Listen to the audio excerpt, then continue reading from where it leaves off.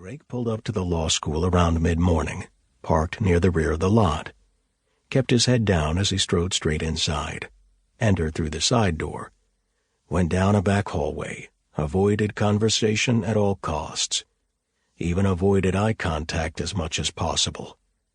He arrived to the prescribed lecture hall a full 2 minutes before class was scheduled to begin, slid into the back row, posted up on the end beside Greg and Wyatt. "Well, well," Greg said. "If it's not half man, half ghost, Drake Bell." Drake cocked an eyebrow in question. "Do you have been a phantom this year?" Wyatt said. "We've had people asking if you even go here anymore." The comment elicited a smirk. Typical. The questions were no doubt not coming from people concerned for his well-being. They were from gunners wanting his spot in the class ranking. "Your response?" "We tell them you're as much here as you've ever been," Greg said. "Just hitting clinic hard is all." Drake weighed the comment. It wasn't entirely wrong. Close enough that he didn't need to correct it anyway. Begrudgingly, Drake opened his shoulder bag, fished out his reading materials for the class, his laptop, cell phone, checked to see he had a missed message from Ava. "What time are you getting to the clinic office today?" Behind him, Drake could hear Professor Waters enter the room.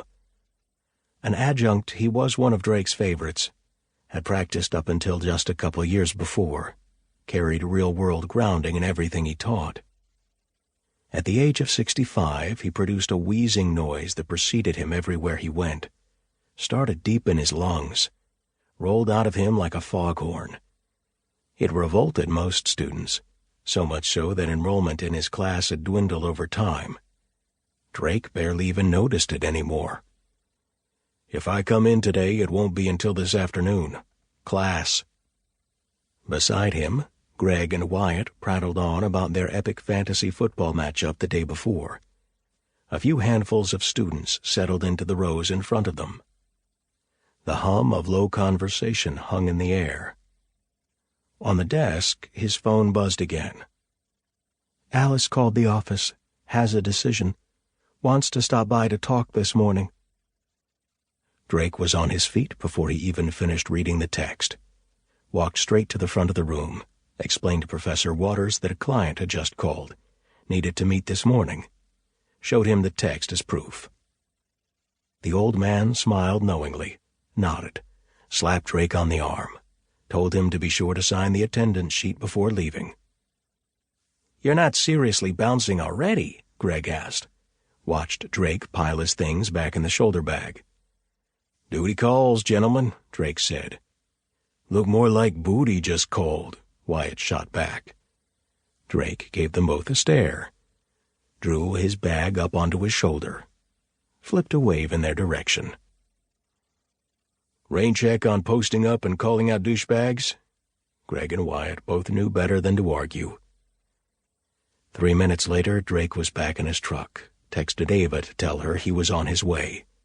Thought about running home to change, opted against it. He'd been silently hoping for almost a solid day that Alice would make a fast decision, knowing that it was a tenuous line, though. He didn't want to press her. Damn sure wanted to press Bargain Mart. If she had a decision, he was going to be there to hear it. It didn't matter if he was wearing jeans and a pearl-snap shirt. 12 minutes after getting the texts, Drake walked through the front door of the clinic, found Ava seated at her desk, banging away on her laptop. She was dressed in black slacks and a cream silk blouse, string of pearls around her neck, suit jacket folded along the edge of her desk. She raised an eyebrow as he approached. "Wow, that was fast," looked him up and down. "Tex?" Drake looked down at his attire, smirked. "Better than what would appear to be the pantsuit you're working with." Ava's face fell flat. "These are slacks. This is a blazer. It is not a pantsuit." Drake said. "Just like I am not from Texas." The defensive face lingered on Ava. "Fine.